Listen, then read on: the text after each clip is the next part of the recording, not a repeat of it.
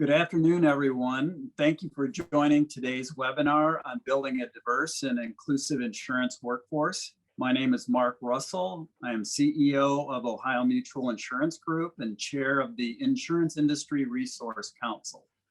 We are honored to sponsor today's event, which aims to raise our collective consciousness on the diversity, equity, and inclusion realities facing the insurance industry.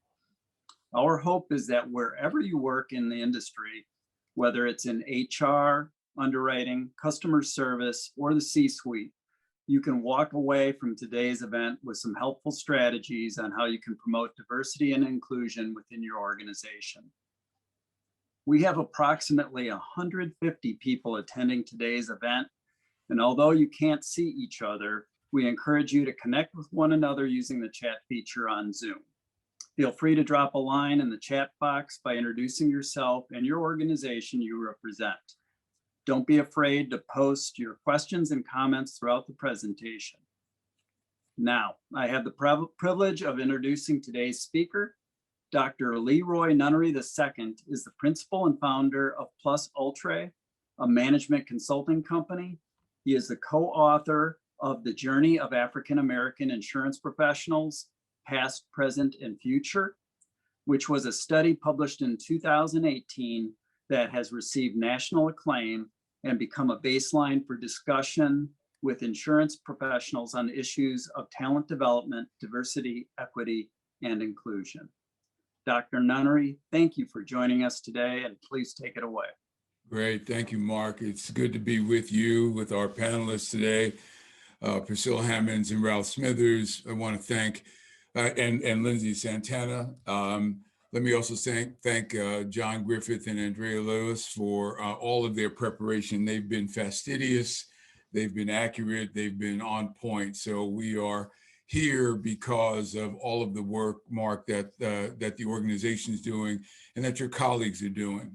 You know, we're going to talk today about building a diverse and inclusive insurance workforce. A little background first on how I got here. I think I muted myself. This workforce topic and this agenda is going to be cornerstone by a presentation by me, which we'll move through hopefully very quickly. Although I get very excited about this topic, I must tell you.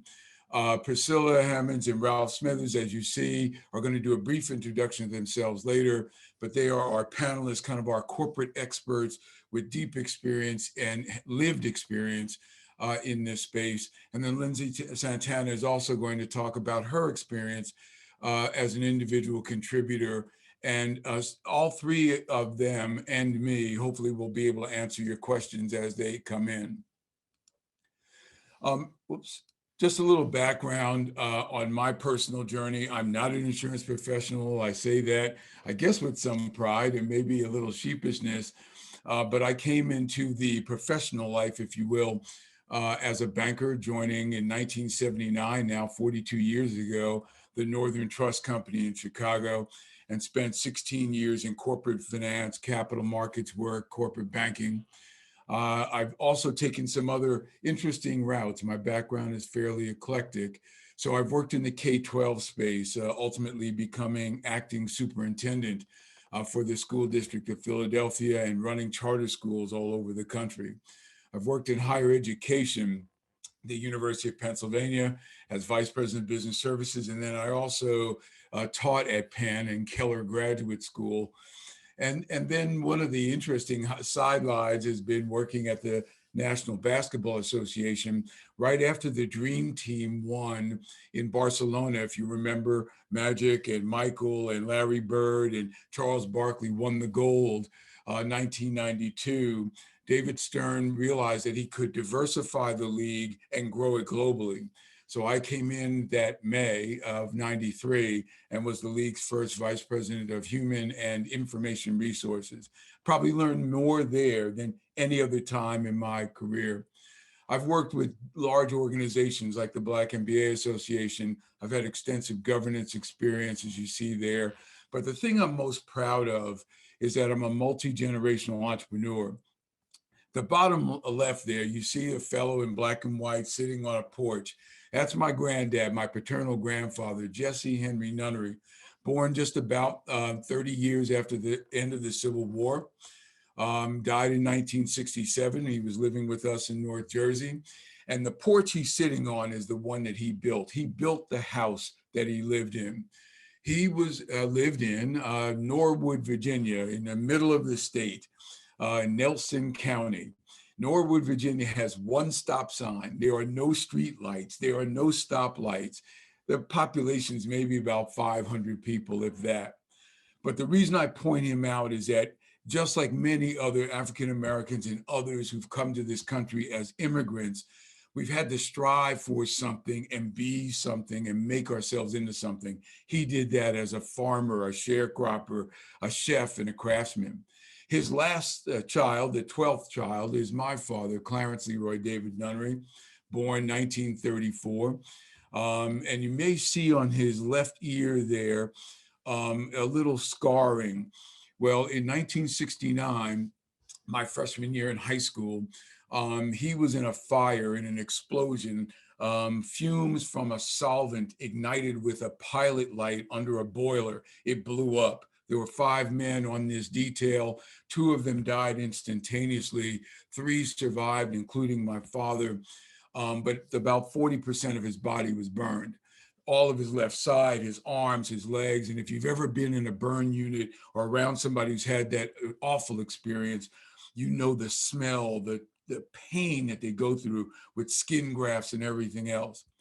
But he took the money from his workers' comp settlement and started Leroy Nunery and Sons Electrical Contractors. And almost every summer and every vacation I was on the back of that truck, running wires, learning how to paint, laying bricks, cutting grass. I did anything to hustle. And that's in my background today. You see my education there. I'm a self-proclaimed nerd, and I'm proud of that, and I'm still learning. And in 2007, when I decided to break away from the corporate life and start my own business, I focused largely on education.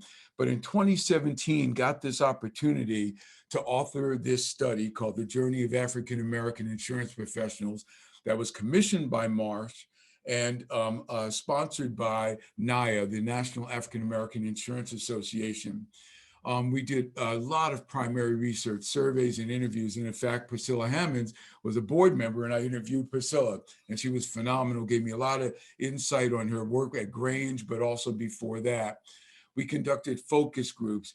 We connected with academicians like Robert Weems at Wichita State. And particularly over the last year and a half or so, given the George Floyd murder, COVID-19, talent development issues, DEI as a major thrust, I've been all over the place. And we've asked a number of questions as a result of that study. You know, what has been the career arc of African American insurance professionals, and where are the primary challenges and successes? Is the career experience unique, not just for African Americans, by the way, but for anybody coming into the field in commercial insurance versus life or health? How do companies attract and retain African Americans? And I dare say you could substitute, Mark, that group, African Americans, for millennials, Gen Zers, or anybody else.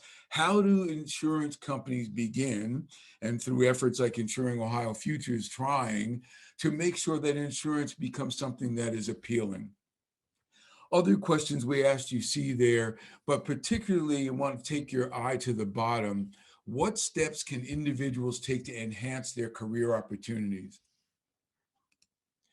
Well, this is just a snapshot of where I've been. At the end of this month, February 2021, I will have presented my work about 72 times. It's been phenomenal. I've learned so much about insurance that I can actually now read my life insurance policy and think I know what indemnification means. But the biggest thing is that the exposure has been phenomenal. And what I'm trying to do is bring the message forward. There's a lot of history, folks, and especially for folks of color in insurance, that you probably don't know. We're going to touch on some of that. The impact of the study has also been foremost in terms of more research. So the IICF, which some of your companies may be a part of, I've been a presenter at their inclusion forum. Soon, and very soon, probably March, you're going to see a new catalog come out of the property and casualty industry's DEI practices, where the APCIA engaged me as a consultant to work with Aon Ward to survey 52 companies.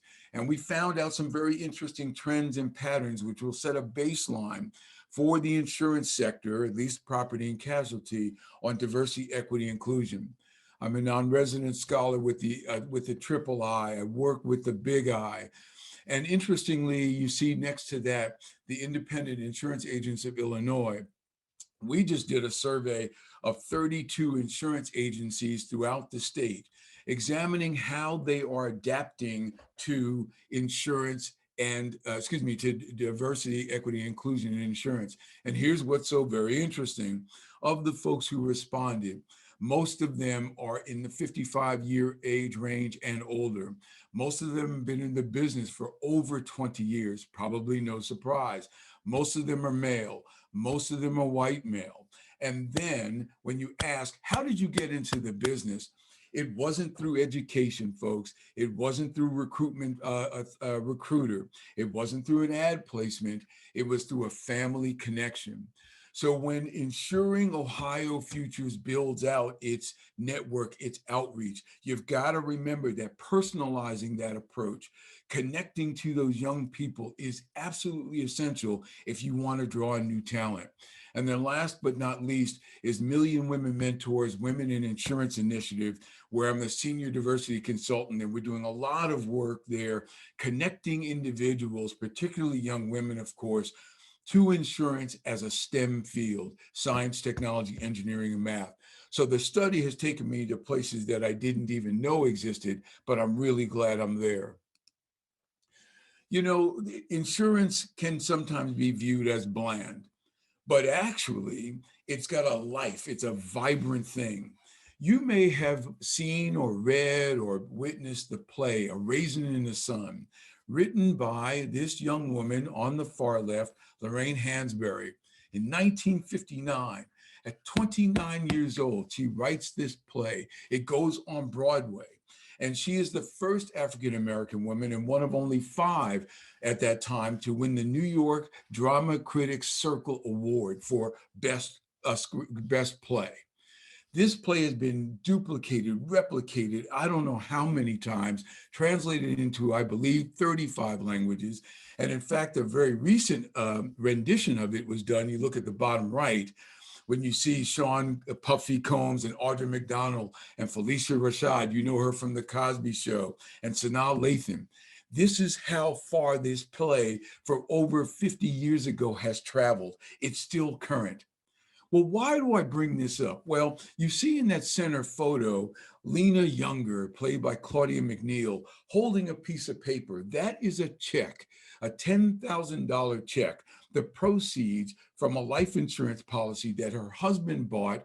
He died, and you never meet him. He's already deceased, excuse me, when the play starts.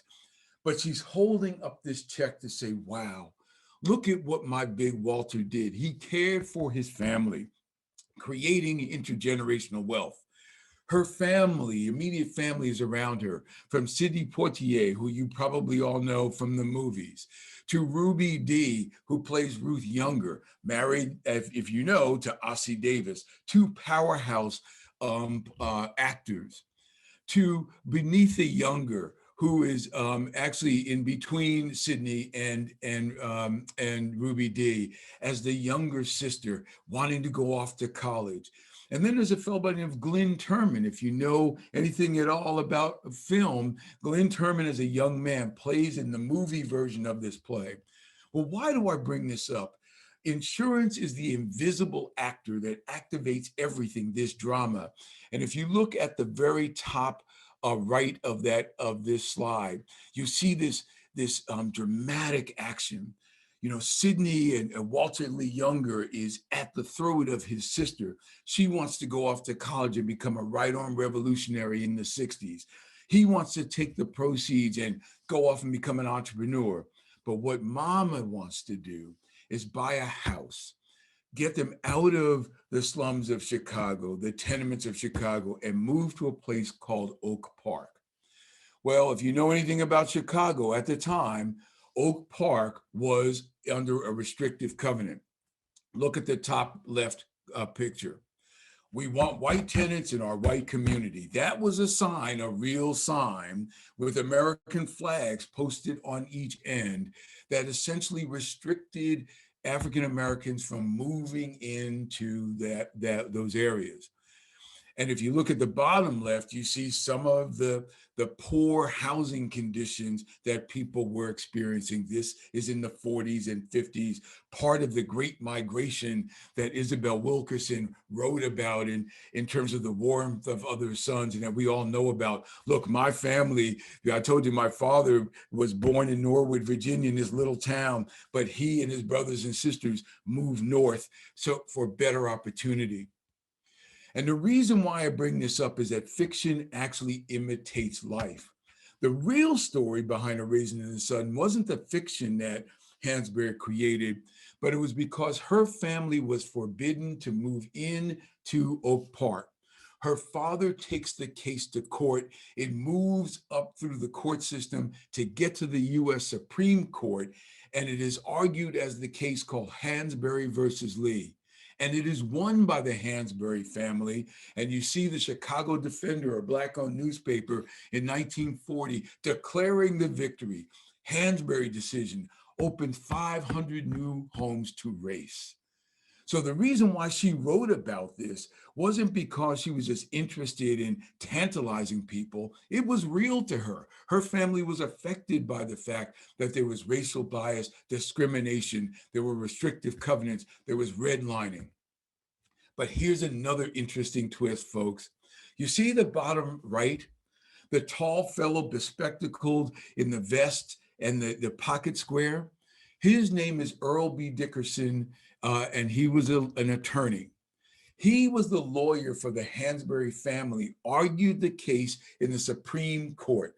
Now that in and of itself would be phenomenal. He was also the first African-American to graduate from the University of Chicago with his Juris Doctorate. That would be an accomplishment. But here's what's really interesting. He becomes general counsel of a major Black-owned mutual company called Supreme Liberty Life, and later is CEO. So not only did insurance play a role in the play as an invisible actor, but she grabbed from reality all of these things to pack it into this drama. And you see who Earl Dickerson is with. Some face you probably recognize. When Martin Luther King Jr. came to Chicago, he wanted to see what a Black-owned insurance company was like. And there's Earl Dickerson saying to him, hey, this is what we do. Because if Black folks, brown folks, poor folks, rural folks can own insurance, they can not only protect what they have today as assets, but they can also become part of the economy in a real and vibrant way and pass on wealth. Well, in 1965, at this edition, May, I was about 11 years old, don't do the math. This issue of Ebony Magazine came out, and here you see marching on Montgomery, 50,000 strong, Rosa Parks on the left, Ralph David Abernathy and his wife in the blue. Ralph Bunche, you may not have ever heard of him. He was the first African-American senator from Massachusetts, linked in arm with Martin Luther King and Coretta Scott King. Why do I bring out this issue? Because inside of it was an article that talked about million-dollar men of insurance. These three gentlemen, amongst others, were members of the million-dollar round table. And even as far back as 1965, these individuals proved that insurance was a pathway to not only economic success and personal success, but also shaping history. Cyril McSween, the one on the left, I talk about a lot. And if you'll bear with me for a second, he, folks, comes from Panama speaking no English. Notice his last name now, McSween. and comes to the States to study at the University of Illinois on a track scholarship because he had won a bronze medal at the Central American Olympics back before in the mid 50s. He graduates from U of I with a bachelor's degree in economics. New York Life offers him a job because his name is Cyril McSween. They think he's white. He shows up and they're like, uh-oh, he's a Negro. We can't hire you. They retract the offer. He hitchhikes from Champaign, Illinois to New York City to sit in the office of the president of New York Life. And after several days gets an audience. And of course, they didn't want to honor the offer. And he said to them, do you realize how much business you are not getting because you don't have people like me? The very epitome, folks, of diversity, equity, and inclusion. They reinstate the offer, and for 26 years in a row, he is a member of the $1 Million Roundtable.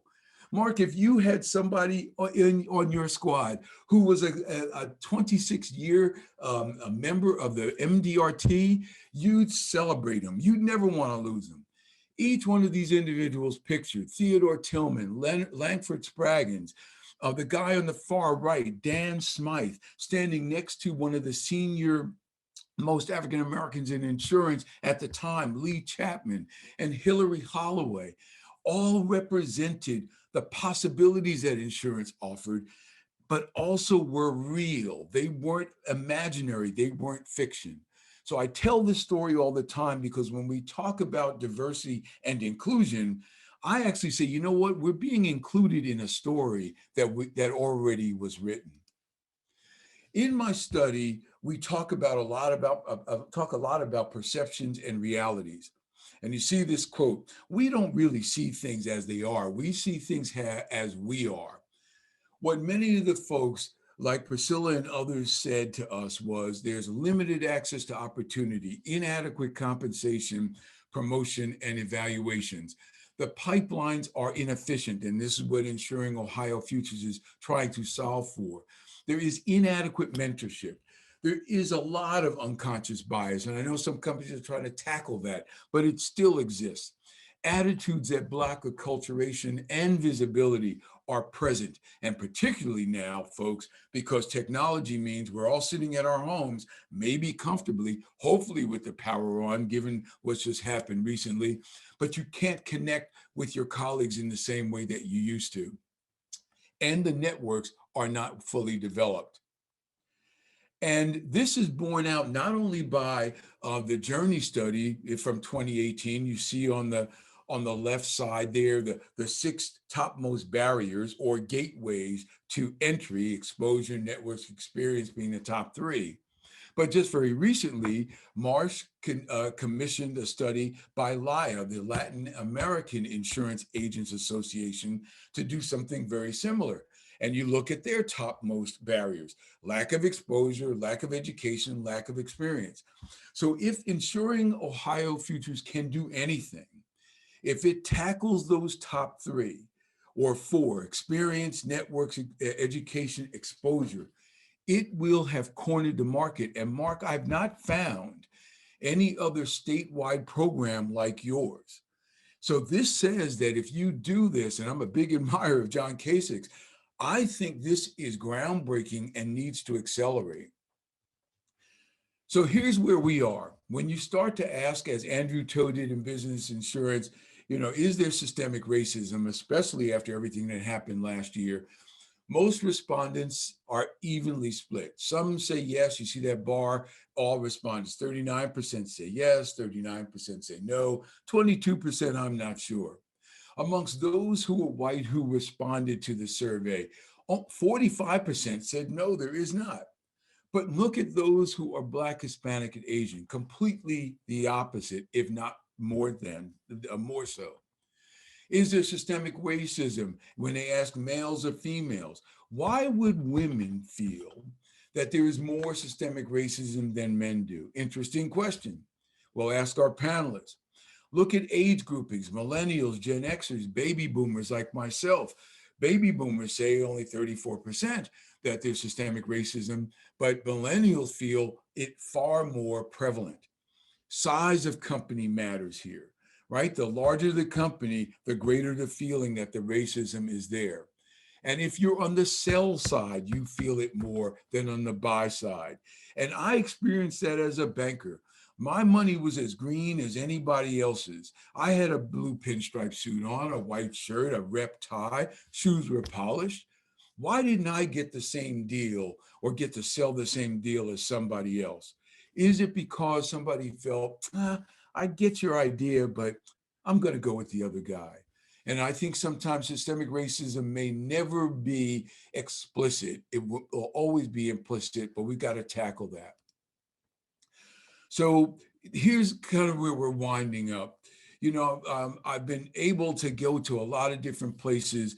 And in December, Carrier Management pushed something out based on a presentation I had done. And in essence, what I'm saying is this: investment, like Insuring Ohio Futures, is critical because it's got to be an understanding that resources, time, energy, money, and people have to be dedicated. But the real truth, the real execution is not going to come just because we have a few interested CEOs, and we do. It's got to get down, go through the permafrost into the heads and minds and hearts and wallets of division heads, department heads, section heads, because otherwise, if they are not held accountable for execution, it probably will not work. Some of the corporate commitments are big things here. There's a lot of work on increased accountability in terms of tying diversity, equity, inclusion to performance objectives and cultural changes. There's something called the Black North Initiative in Canada, where CEOs have banded together to dismantle systemic racism in corporate Canada. The Actuarial Foundation has engaged my company to create a diversity scholarship program that will tie in high schoolers, very similar, Mark, to Insuring Ohio Futures, something we ought to talk about, and tying them in junior and senior year in high school through college into careers with internships. So imagine if we start attracting young people early on, give them the tools, give them the Ralph Smithers to talk to about what it is like to actually be in the work. And then they graduate full on with not only passing a couple of the exams, but also a job. And if you know anything, actuaries make a pretty fair penny. I couldn't do the math. That's why I was a history major. But there are a whole lot of other people who could. And this is something that I'm fired up about. There are apprenticeships and retention strategies. But that last bullet point is also important. A lot of work being done to attract individuals at the HBCU and minority serving institution level, including NIA's impact program, which is essentially trying to mentor individuals to come out of the thought that insurance is something your mom and dad do, but actually build career awareness. I think individuals can do a lot too by speaking up, by educating yourselves, just like this event, by sponsoring and participating in ERGs, employee resource groups, by mentoring and sponsoring others, but also increasing outreach. So Junior Achievement has just tied together with NIA to create a series of programs around the country to increase financial literacy. That's powerful stuff, and it's things that we can do without a lot of money, but more time and people commitment. And then the next steps. So we're going to be writing another study sometime in September of this year. Journey Part 2 is coming out. We're going to dig into that. Economic inclusion and supplier diversity is something I'm also keenly interested in. How do we get minority-owned companies, veteran-owned companies, women-owned companies tied into insurance to get part of that spend and not become tier 3, but tier 1 partners? And then a series of other actions that I won't go through, but I do want to highlight one, and that's my good friend Eugene Mitchell, a New York Life a long timer who has been on this quest to increase the amount of life insurance sold into minority communities to increase the amount of wealth. So folks, This has been a pleasure to work with you. I'm probably over time already, but I'll end with this last slide only because the illustration to me is so strong. In 1940, a cooperative ad was produced by the NAACP in its media called the Crisis Magazine. It was first edited by W.E.B. Du Bois. If you know anything about Du Bois, the intellectual, the powerhouse, the professor, the writer, he was the one who helped to organize the crisis, and it spoke to communities around the globe.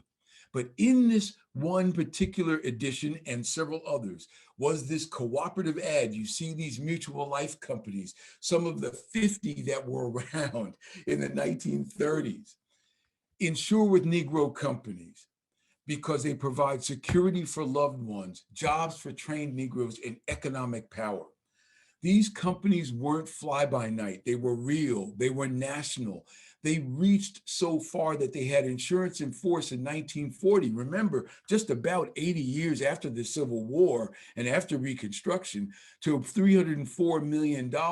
And that today would be over $5 billion in 2021 currency. But here's the key thing: employment. They also hired their own. They couldn't work anywhere else, so they worked for corporations that actually could hire them. What's important here, folks, is that we're at a point in American history, global history, where we can recreate not just this, but something more if we're willing and if we're dedicated. And I'll end there and thank you for your time and attention. I appreciate your attention to this, I think, important matter.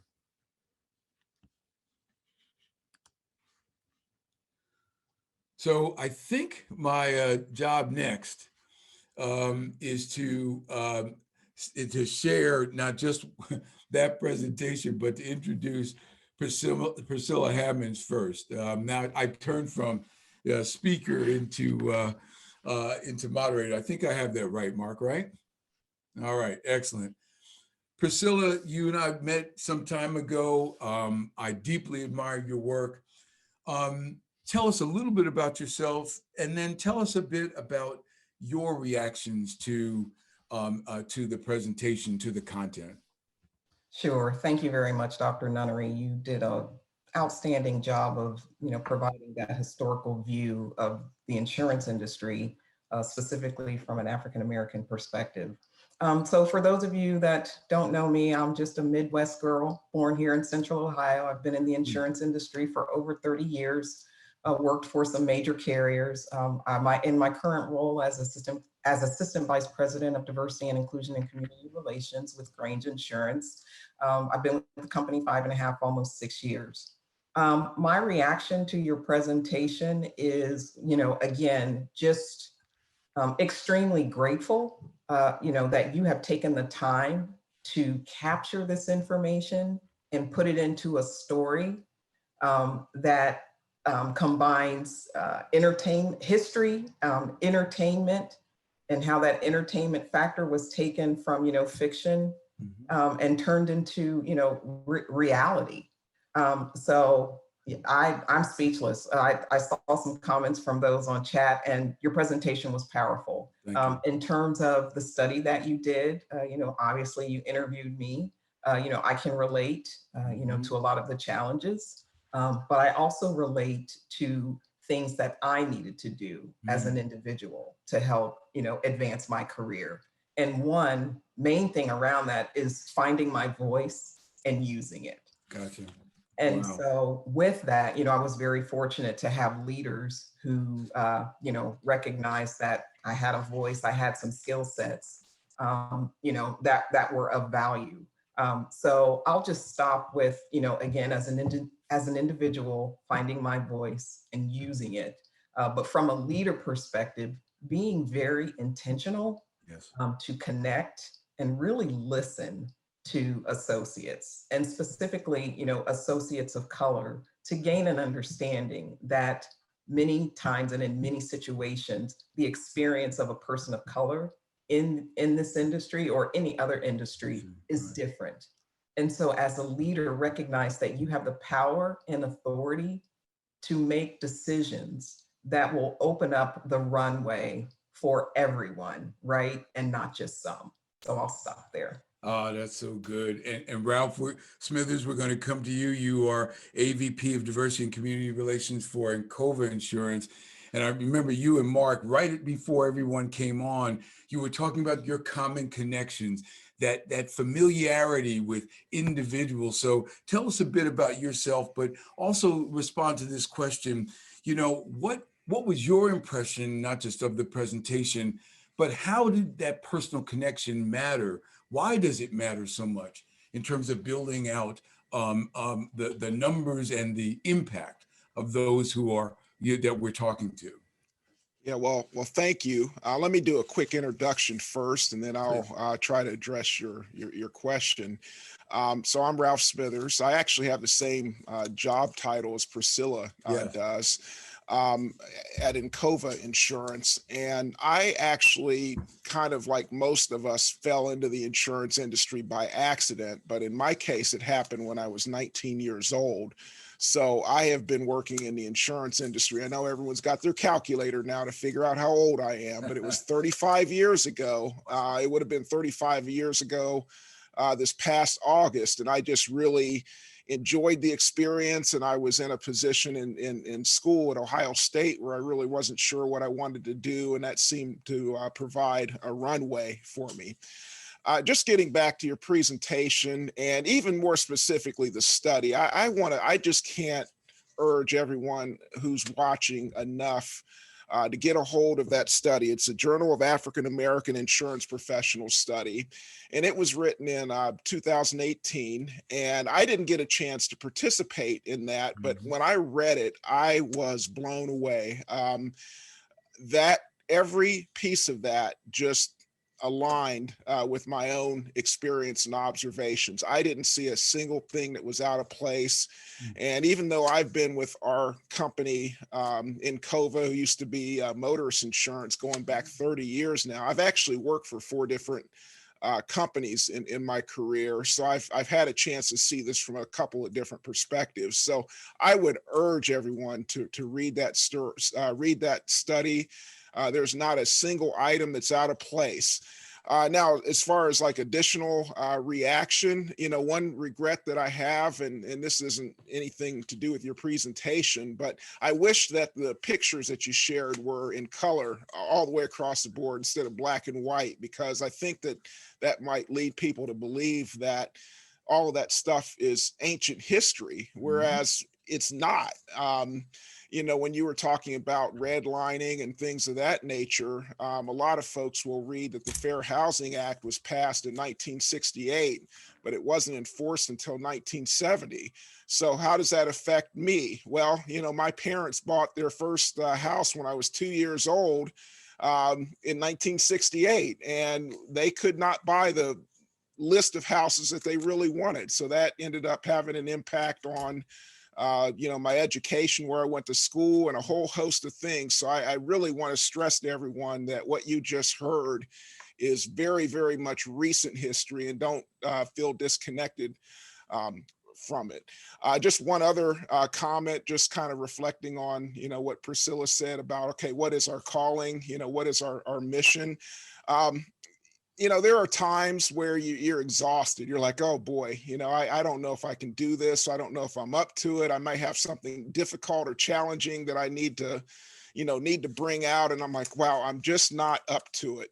But I would just say, like Priscilla, just finding your voice and just realizing how important it is, how many people are, maybe looking up to us as diversity leaders to help them amplify their voices, and just realize that we have a really big obligation.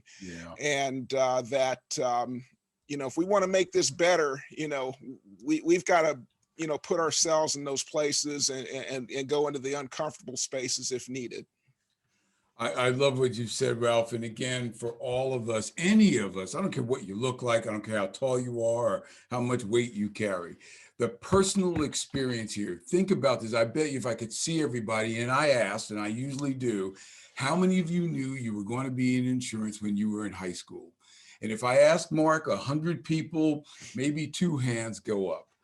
How about college? Maybe 3 hands go up. It's not a field that people understand well enough, and they don't have anybody who is a progenitor, somebody who's an ancestor, somebody that they know who followed that path. That's why, Ralph, I put those old pictures in, because I want folks to understand that going back to 1693, before this country was a country, we had Black folks who banded together to create mutual aid societies, which are in essence insurance companies, doling out money to those who needed, families that needed burials or families that needed education. So part of the reason for the old grainy pictures is to make sure that we connect this history to our present. And speaking of present, I want to turn to Lindsey Santana. She's a claims technical training manager for National Interstate Insurance. And Lindsey, give us a bit about your background, but I want you to also illuminate on what you've just heard. You know, the statistics about advancement barriers for women in the industry, for Latinos and Latinas in the industry. Give us a sense of maybe not even what you've experienced, but what you think is going on, and how do we accomplish something in a couple of minutes, if you can do that.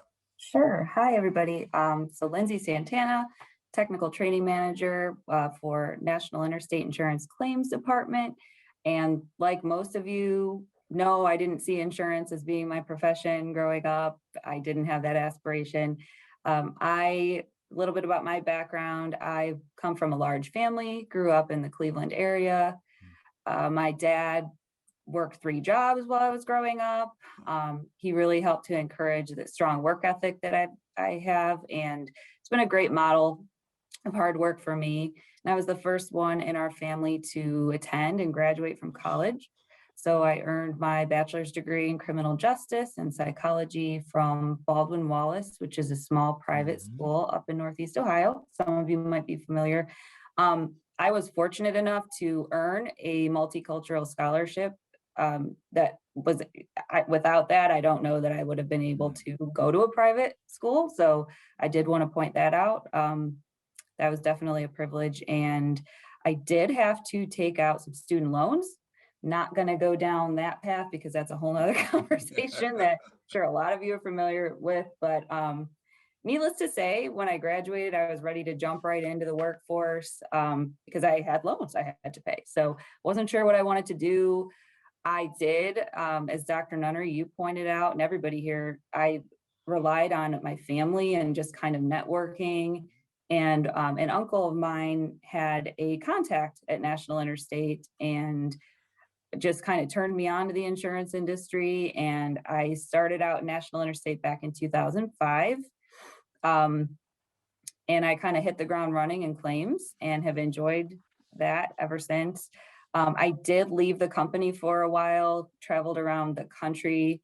So I've worked for, like Ralph, I've worked for several different carriers throughout Ohio, Georgia. It's been really interesting to see the diversity inclusion piece too, and just the different makeups of the different offices I've worked in, the different initiatives, the different recruiting strategies. So that's been very eye-opening. And being asked to be part of this panel has been really interesting too, and enlightening for me to see and hear about everybody else's experience and similar, you know, yes, as a Hispanic female, I don't see that many other Hispanic females around me in the industry. And so I look at my position here at National Interstate and being kind of the face of training and onboarding. And when people come in, I'm able to talk about the claims careers, insurance careers, to get people excited about that. Because I think a lot of the issue is just that people aren't aware of the opportunities that are available and the great career path that is in insurance. So I'm a super insurance cheerleader, I guess you could say. Yeah, so I definitely, looking back at my own experience, I've relied on that a lot in my current role, and just, like I said, just advocating for that with new hires that come in and networking with everybody that I can. And it's great to see so many faces on here. well, I can't actually see all of your faces, but even just meeting Ralph, Priscilla, Dr. Nunery, it's been great. And I've learned a lot, even just sitting through this presentation, and wow, like you said. And Priscilla, something you said that stuck with me is finding your voice. So really all that we can do is to network, share our stories, get to know each other, advocate, and yeah, so that's my background and how I feel. That's wonderful. Listen, you know, we all have to be proud of what we've accomplished, especially given the political and social climate. There's, you know, there's always something tantalizing. People are isolated. They are, you know, not only physically, but metaphysically, right? And I think it's hard to bear that torch. I know I've had to do it, you know, where you've been the only one. You've had to learn a different language, but I'm not talking about, you know, French or German. I'm talking about the ability to get along in an environment that is not yours. One of the things I want to throw out, and we were asking also folks in the audience to put your questions in the chat. We'll read from there. There are a couple of things that came up on this chat that I want to throw out, and we'll kind of twist it into a question. Michelle Cantu, Lindsey says, you know, thank you for bringing the familia aspect to the table. That family background matters, that transfer of information. So let me ask first, Lindsey, again, we'll go very quickly here. What's one thing that in either your family or in your relationships you learned that you're applying into your work? We've got some young people possibly on the line. What is it that you're saying, you know, if nothing else, this is what you might want to consider? What might that be? I think, and so Michelle, I see your comment and you pointed that out, and the familia aspect of it, and just I do look at our industry as a family, and I promote that kind of a feeling and that warmth and that excitement around it. And yeah, so I would say that that's the most important thing that I put out there, just making Okay. people feel welcome, making people feel encouraged and excited, and just opportunistic, I guess, is just making sure that people realize all those opportunities. So Fantastic. yeah. Thank you. Ralph, how about you? One thing that, you know, you kind of, anytime somebody asks, you know, what is it that what's your motto? What is it that you would push out to anybody who's interested? Yeah. One thing that I would really push out to everyone who's interested is just to recognize that there are so many occupations and opportunities available. Most people associate insurance with sales because that's the person that, you know, they usually consistently have contact with. They may not ever, you know, we hope that they never have a claim, so they may not get to know the claims adjuster, but they always know that person that sells them the policy. And a lot of folks are just not oriented to that thought of maybe, you know, I think that's a great career choice, but they're not oriented to that thought, and they're definitely not oriented to all of the additional opportunities. My first job that I had in insurance, when I was thinking about, you know, really going at this full time, I remember walking around the building of the company at the time. And I thought, wow, this is like a city. You know, I mean, I would just see all the different offices and all the things that people were doing, and it was comprehensive. So I would just really stress, and I try to stress that it is all encompassing and plenty of opportunities. Yeah. And you know, again, what's fascinating, you're right, that, you know, what I found, both my parents passed away 4 years ago now, God bless their souls.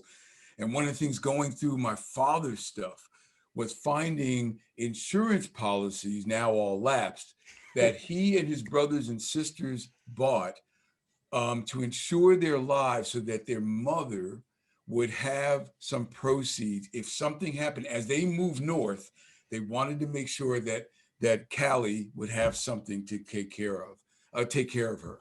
I mean, just that alone. But I'm interested now, who sold them that policy? You know, and then of course I'm like, are they still active? I don't know. Priscilla, how about you? What's one thing you would lay out there? Mark, I may come to you and ask you of the same thing if you don't mind. So Priscilla, what's that one thing you push out? So Dr. Nunery, I'm going to take a slightly different spin on this.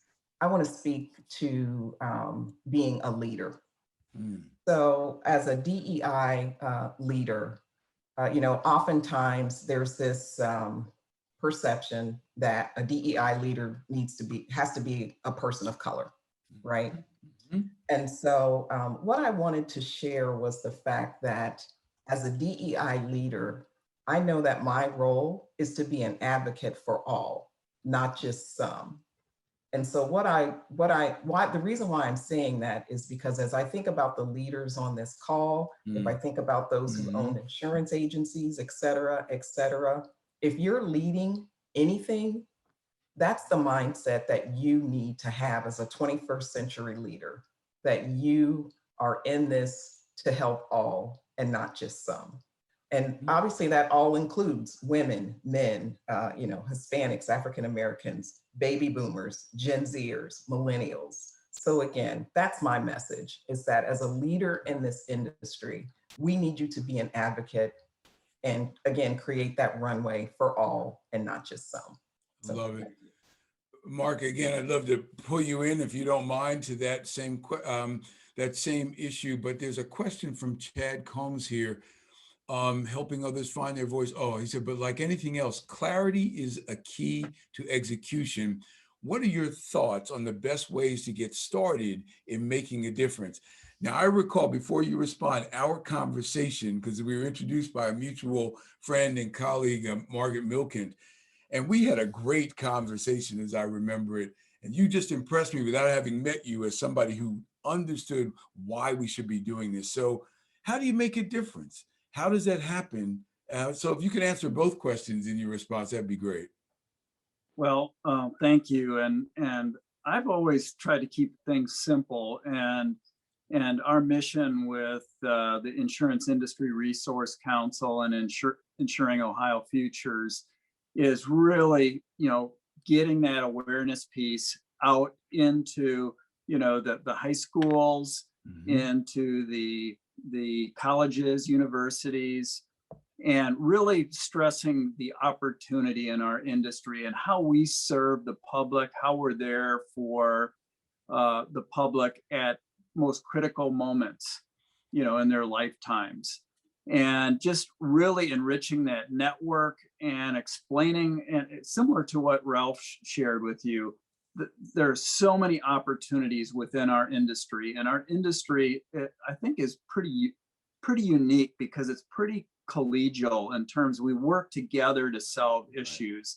Yes, we're in one of the most competitive industries known, where there's over 1,000 carriers, and so we're always banging up against each other.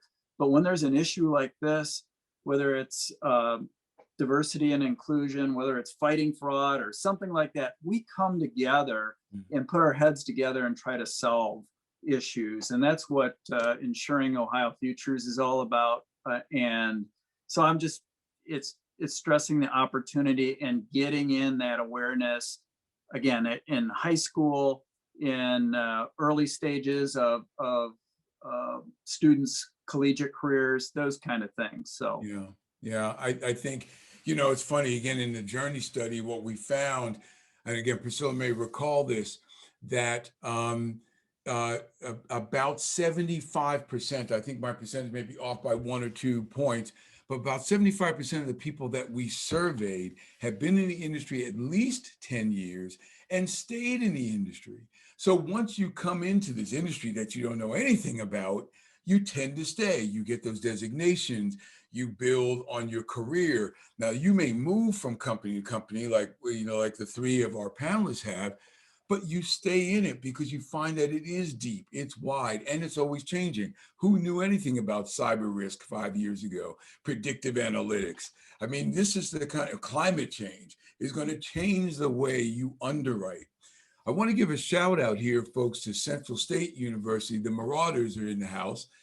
They are, I think, active in Insuring Ohio Futures, and HBCU right there in Ohio. And we've got some comments from them. And I'm glad to see that representation here too, because what it means, Mark, and I want to turn this into a question, is that we can start to socialize insurance with the history, with the opportunities, but looking at perpetuation, looking at succession, because the industry is bereft of talent. There's a dearth of talent. And by the way, the same person who might come to work for you could also go work for Google or Amazon or anybody else.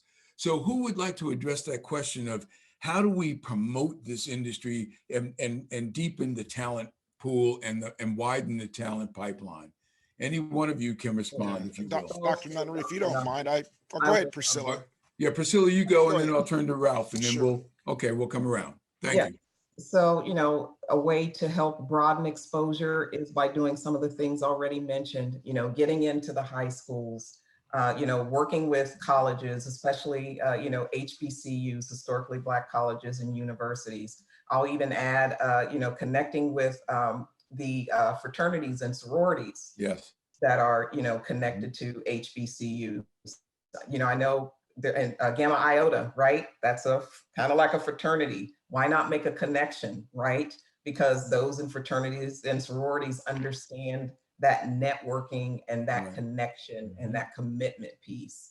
Mhm. The other thing I'll mention is partnering with, diverse professional organizations, like you mentioned, National Black MBA, Prospanica, NIA, that, that we've already talked about, in addition to, professional organizations for accountants, for lawyers, right? For marketing folks that are, built around, African-Americans or Hispanics or Asians, even going so far to partner with, the Ohio Asian American Chamber of Commerce, the African-American Chamber of Commerce, right? So thinking way outside of, the boundaries and the boxes of where companies usually go to look for talent. Excellent. Ralph, you wanted to jump in? We only got a couple of minutes, so Sure. you'll make it succinct. That'll be great. Yeah, absolutely. So I'm going to really make it succinct by saying, see it to be it. That's the name of a podcast lady by the name of Amy Weiniger does, if you want to look that up. And that's Right. not just insurance, but see it to be it is what we have to do. We have to expose our industry to people that might not otherwise have a chance to consider a career in insurance. And as we were saying earlier, it needs to be done early, because, we don't, it's not the same kind of attraction as, say, a social media company or something like that, just because we don't get the same kind of press. Although I would argue that, this is a better place to be. So I would say that we have to be, like, as Priscilla said, we need to be in front of all the different constituencies. We have to open the doors of our buildings to let people see what's inside, once the pandemic is over, I guess. But we just have to let people see it so they could be it. Fantastic. Lindsey, do you want to respond? Again, just 30 seconds, and I'm going to turn it back over to Mark Russell.